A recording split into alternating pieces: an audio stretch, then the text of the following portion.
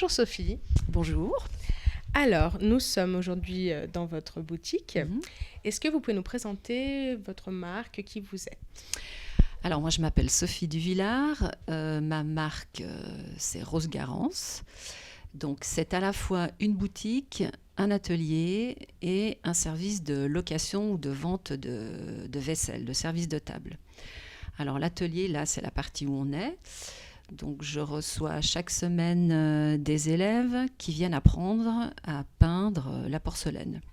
Donc ça c'est mon activité principale, peinture sur porcelaine et peinture sur verre.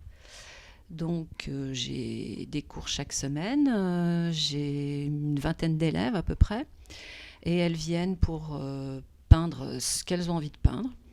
Et moi je les guide pour la réalisation technique de leurs pièces. La boutique, c'est mon petit plus où je vends des choses, donc ce que je produis, et puis aussi quelques pièces d'autres créateurs, des bijoux en pâte fimo, des articles en bois d'un jeune menuisier d'ici, du scrapbooking, voilà, des choses comme ça. Et j'ai aussi d'autres articles qui ne sont pas forcément artisanaux, mais beaucoup de choix à tous les prix. Du coup, il y a une certaine cohérence dans votre boutique. Est-ce que vous pouvez nous donner quelques adjectifs pour décrire le style qui est le vôtre, on va dire? Alors, c'est ce que j'explique un peu sur mon site. Je dirais que c'est un style un peu cosy, campagne un peu chic, un peu chalet, un peu Provence, enfin voilà, un peu ce style-là. Nous mélanger la Suisse et le sud de la France. Oui, c'est ça. Du coup, votre formation, votre parcours, comment vous êtes arrivé là? Alors, la peinture sur porcelaine, c'est quelque chose, il n'y a pas une formation, il n'y a pas une école pour ça. Donc, on apprend avec des personnes qui savent la pratiquer. Donc, c'est ce que j'ai fait. J'ai commencé en 91, donc ça fait bientôt 30 ans. 91 pour nos amis français. Voilà. Donc, j'ai appris avec une dame, je me suis perfectionnée toute seule. Voilà, j'ai pris d'autres cours avec d'autres professionnels. Et puis un jour, je me suis lancée, je me suis dit, allez, j'y vais. J'ai acheté mon four. Saute le pas. Donc avant d'avoir été professeur, on est d'abord élève, c'est bien de le rappeler. C'est ça. Ça donne du coup de... Et je le suis toujours par moment. Je continue à vous former. Oui, bien sûr. Parce que du coup, j'avoue que c'est un milieu que je connais très peu. Donc dans la technique de la peinture sur la porcelaine, il y a différentes catégories, il y a différentes façons de faire, du chaud, du froid, Alors moi, ce que je pratique, en fait, c'est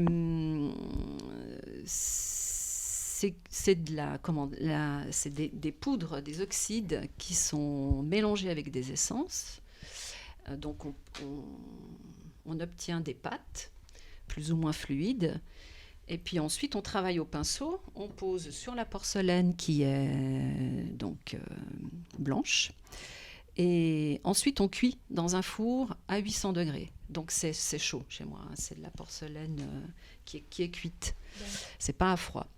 Et donc la cuisson permet de vitrifier cette peinture qu'on a posée. Elle va pénétrer dans le glaçage et ensuite ça s'efface plus et ça devient brillant comme le glaçage lui-même.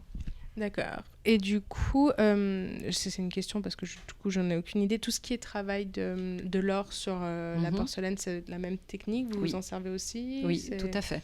Alors l'or, il se présente un peu différemment. Il est déjà liquide, c'est noir.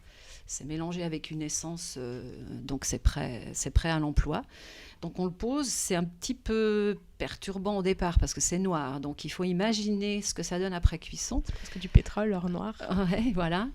Et ensuite, donc c'est cuit un petit peu moins fort, à 780, et ça ressort or brillant. Après, on le fait briller avec un produit, et il ressort mat. Il existe du mat, du brillant, enfin voilà, ça dépend ce qu'on veut faire. Donc il y a différentes finitions qui sont possibles avec l'or. Oui. Et du coup, avec la peinture aussi, vous pouvez avoir différentes finitions quand c'est de la couleur, ça peut être mat, brillant, ou ça reste toujours brillant? Alors, il existe, moi j'utilise principalement les couleurs brillantes, mais il existe des couleurs mates, effectivement. J'utilise aussi beaucoup le blanc mat, c'est très très beau. On fait des dessins en blanc et puis on cuit et ensuite on pose un lustre dessus qui fait ressortir le blanc. Enfin voilà, c'est une technique un peu plus moderne, mais on peut faire des choses très belles aussi. Oui, c'est un truc que j'ai beaucoup observé dans votre boutique, c'est vous avez un côté très traditionnel avec des motifs et des choses qu'on attend dans la porcelaine, mais un côté aussi très moderne qui parle à plusieurs personnes. On peut aussi bien trouver le service de mamie, maman et de la jeune mariée c'est ça. Chez vous. En parlant de service, donc du coup, vous avez un service, une option de location de services de vaisselle, tout comme ça. Oui. Vous couvrez quel genre d'événements, quelles sont les demandes en particulier qu'on peut vous demander? Alors moi, ce que je propose, donc, c'est des services de table qui sont entièrement peints, des services de vaisselle entièrement peints à la main, que je mets en location ou en vente. On peut soit les vendre, on peut soit les acheter, soit les louer. C'est plutôt maximum 12 personnes. Donc c'est plutôt des événements en comité réduit, à domicile, pour des événements anniversaires ou choses comme ça. Donc c'est plutôt l'événement convivial à la maison.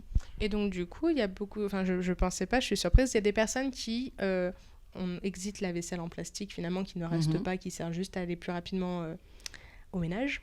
Mais donc du coup, il y a des gens pour des événements particuliers qui du coup doivent vous demander quelque chose enfin, je sais pas, un anniversaire, on va vous demander de marquer 30 ans, les chats, si on tombe sur une fan de chats, on va lui faire des chats.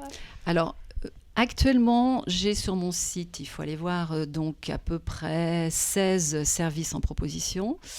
Je vais en créer d'autres, essayer de m'adapter à la demande. Maintenant, je ne peux pas créer un service très spécifique pour une personne. Si c'est à la location. Si c'est à la location. Donc, je vais essayer de varier et de toucher un peu tous les thèmes pour répondre à la demande, oui. De toute façon, on fera un montage pour montrer les différents services qu'on peut retrouver chez Rose Garance. Oui. Donc, du coup, c'est très, très intéressant. Et est-ce qu'il y a déjà eu en vente dans votre boutique des élèves qui ont tellement bien travaillé que vous avez décidé de vendre aussi leur travail? Alors, non. En général, les élèves qui viennent chez moi, elles peignent pour elles ou pour offrir à leurs proches, à leurs amis. Mais pas tellement pour vendre, non. Et c'est vrai qu'ici, je garde un peu l'exclusivité de ce que je fais, moi, voilà. C'était une question. Oui, oui. Et du coup, le profil de vos élèves, donc c'est tout âge, tout style, finalement. Alors, ce sont que des femmes. J'ai eu une fois, pendant quelque temps, un élève, un monsieur. Mais c'est vrai que c'est une activité principalement féminine, apparemment. On va vous envoyer le caméraman pour la prochaine fois. Et donc, c'est des femmes de tout âge. Je crois que la plus jeune, elle a 25 ans, la plus âgée, 83. Enfin, voilà. La dextérité est toujours là, ça rassure. Oui, et la créativité aussi. Oui. Ah bah, là, il doit avoir un bagage énorme, 83 ans, avec tout ce qu'on a vu, beaucoup tout ce qu'on a vécu. Oui, on doit avoir quand même pas mal de choses à raconter. Et du coup, oui, c'est un moyen d'expression qui permet de rapporter chez soi de l'art sous une autre forme qu'un simple tableau, finalement. Oui, tout à fait. Ça va même au-delà de ça. Moi, au début, quand j'ai commencé à donner des cours, je pensais qu'on allait faire de l'art, voilà, de la création. Et en fait, ça va au-delà de ça. Je pense que les élèves, quand elles viennent ici, elles ne viennent pas que pour peindre. Elles viennent aussi pour la convivialité, elles viennent pour se faire plaisir. Et puis elles me disent toujours, mais pendant 2h30, on oublie complètement nos soucis. On laisse derrière la porte les soucis qui reviennent après forcément, mais au moins pendant 2h30, on a fait le vide et on se concentre sur ce qu'on est en train de faire. C'est vrai que c'est quelque chose de très actuel. Maintenant, il y a beaucoup de gens qui aiment se retrouver autour d'un même thème, d'une même passion, pour partager des moments, pour se vider la tête. Après, c'est aussi une question de matériel, parce que finalement, si on n'a pas ce qu'il faut à la maison, on n'a pas le four, c'est un peu difficile de faire chez soi ce genre de technique, comparé à de la fimo ou d'enfiler des perles. Donc c'est vrai que oui, c'est un côté très pratique, mais aussi très agréable. C'est peut-être le moment aussi de sortir de chez soi, la sortie de la semaine. Et j'ai cru comprendre que vous ne faites pas que, en atelier, vous ne faites pas que de la peinture. Vous avez deux fois invité d'autres corps de métier à vous rejoindre. Oui, il m'arrive d'inviter donc la personne qui fait la pâte Fimo, Rosa, qui vient animer des ateliers. On a fait des bijoux, on a fait des cuillères, on a fait des services à salade. Enfin, on fait pas mal de choses avec Rosa. J'ai une personne aussi, Marlise, qui est venue faire du scrapbooking. J'organise avec Sylvie chaque année pour l'Avent un atelier couronne de l'Avent en sapin. Enfin voilà, il y a pas mal de choses. Vous faites vivre l'artisanat et la créativité, vous aussi. J'essaye. Ah oui, j'ai aussi une dame qui est venue faire des carnets de voyage. Ça aussi, c'est très dans l'air du temps et on ne sait pas toujours par où commencer. C'est vrai que ça peut être très intéressant. Florence, elle est venue, donc on a fait de la reliure avec elle et puis ensuite, elle propose de remplir ce carnet de voyage avec du dessin, avec des poèmes. Voilà, ça c'est aussi une autre ouverture que j'aime bien. Donc ce qui est très intéressant, c'est que vous savez marier le côté commerce en vendant vos produits, mais le côté créativité, le côté partage et la chose la plus essentielle qui est l'apprentissage, parce que c'est vrai qu'en tant qu'artisan, on a toujours tendance à se dire qu'on veut garder ses techniques pour soi, pour pas se faire copier, pour pas qu'il y ait de problème. Et finalement, si on ne fait pas passer notre savoir-faire, ça se perd. Il y a beaucoup de techniques aujourd'hui qui n'existent plus parce qu'on n'a pas eu le professeur pour. Oui. Mais je pense que c'est pas quelque chose qu'il faut garder pour soi. Moi, la technique, ça s'enseigne. Après, le style, ça reste très personnel. Et puis, moi, je pense que j'ai mon style, et puis d'autres peintres ont le leur, et on se marche pas dessus, et on partage, et ça va très bien. La cohabitation. Tout à fait, tout à fait. Donc, du coup, vous avez une boutique, nous sommes ici à Satigny, dans la région genevoise. Où est-ce qu'on peut vous retrouver ailleurs ? Est-ce que vous avez l'habitude de transporter votre savoir ailleurs, par exemple, dans des événements à l'extérieur ? Est-ce que vous faites des marchés, des expositions ? Alors, les cours donc, je donne ici, j'en donne aussi dans un autre atelier à Bernay, chez Aréforme. Donc, on peut me retrouver là. Et puis, j'organise moi-même chaque année un marché de Noël à Erlaville le premier dimanche de décembre. À noter. Voilà. Où, donc, c'est un marché d'artisans. Et donc, je propose mes porcelaines et mon verre. Et puis, il y a plein d'autres artisans. Il y a une trentaine de stands. J'essaie de faire d'autres marchés, mais je suis principalement ici à Satigny, oui. Après, c'est vrai que c'est quelque chose de difficile à transporter, finalement, un service on prend 2 services avec soi et on a rempli son stand. C'est ça, c'est ça. Donc, Et une question qui me concerne, on va dire, dans un sens. Est-ce que des gens s'amusent à faire des bijoux avec la porcelaine? Alors oui, ça existe.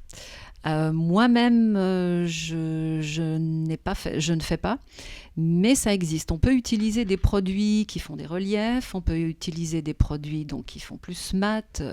Voilà, il existe pas mal de choses à faire en bijoux, oui.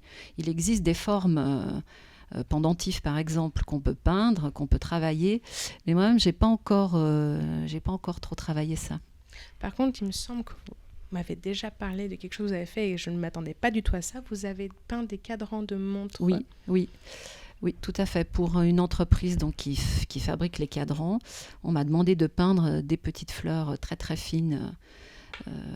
Voilà, donc j'ai aussi fait ça. Oui. Et j'aime beaucoup tout ce qui est peinture miniature. Donc avec le petit pinceau, voilà. Beaucoup de délicatesse et de dextérité que je n'ai pas personnellement. Moi, j'aime les gros gribouillis. Donc du coup, voilà, c'est super intéressant de se dire que finalement, on peut partir d'une assiette et finir sur un cadran de montre avec la même technique. Et il faut juste avoir l'idée et c'est très très vaste. Hein. Il n'y a pas de limite. Il n'y a pas de limite. Non, effectivement, on peut tout faire sur la porcelaine. C'est un matériau intéressant. Moi, j'aime bien ce côté glissant avec le pinceau. Et puis, on peut faire des choses très modernes. On peut reproduire tout ce qu'on veut. Bon, moi, j'aime beaucoup tout ce qui est très figuratif. J'aime bien... Là, je suis en train de faire des glands, c'est l'automne. Voilà, j'aime bien reproduire un peu les éléments de la nature. Mais on peut faire des choses beaucoup plus modernes et plus abstraites. Et laisser libre cours à son imagination, c'est très, très vaste. Donc, du coup, vos influences, donc la nature, un style d'art, par exemple. Si vous deviez nous citer un peintre qui pourrait vous inspirer. Je pose une colle. Oui, là, c'est une vraie... Bon, moi, j'aime beaucoup tout ce qui est impressionniste. Donc, tous les peintres de cette époque-là, les Monet, les Renoir, voilà, j'aime beaucoup ce style-là. Donc, c'est pas le trait très entouré, mais... C'est de la fluidité, de la oui, lumière. Tout ce qui est suggéré. C'est voilà, c'est ça. Tout, la lumière, oui. Travail d'ombre et de lumière. Ça j'aime beaucoup. Oui, ça c'est vraiment... quelque chose de très important. Oui. Oui. On pourrait presque avoir l'impression que quand vous avez peint votre gland, il y avait une lampe à certains endroits, on voit la luminosité. Mais je pense que ça c'est essentiel, et c'est pas qu'en peinture sur porcelaine, oui. Hein. Ça c'est dans... montrer la lumière, c'est ce qui montre le volume, et ça fait tout de suite réaliste, et voilà. Effectivement. On pourrait presque les ramasser dans l'assiette. Donc pour la dernière question, vous vous définissez artiste, artisan ou créateur, ou quelle est la définition de votre personne? Artiste, j'irai pas jusque-là. Artisan, oui. Créateur, oui. Artisan, créateur. On est d'accord. Voilà. Eh bien, merci beaucoup de nous merci avoir reçus. C'était très, très intéressant. Est-ce qu'un jour, vous ne nous inviteriez pas à avoir une démonstration mais avec plaisir. Direct, avec plaisir. Je vous montrerai comment ça se passe. Avec plaisir. Donc, nous attendons avec impatience ce nouveau rendez-vous avec Sophie en direct de la boutique Rose Garance.